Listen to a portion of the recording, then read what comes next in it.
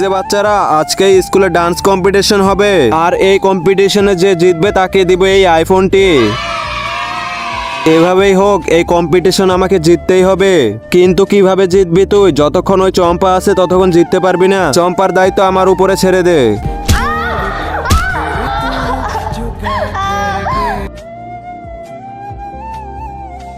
চম্পা, তোমার পায়ের কি হয়েছে? স্যার, আজকে আমি সিঁড়ি থেকে পড়ে গিয়েছিলাম, পরে আমার পাটা ভেঙে গেছে। কিন্তু চম্পা, তুমি এখন ডান্স কিভাবে করবে? স্যার, আমার বদল আমার মা ডান্স করবে।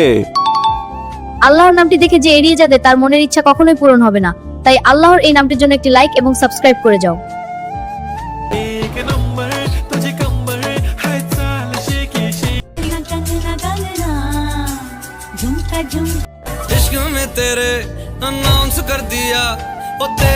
সব থেকে সুন্দর ডান্স করেছে চম্পার মা, তাই বিজয়ী হচ্ছে চম্পার মা। সরি চম্পা, প্লিজ আমাদেরকে মাফ করে দে।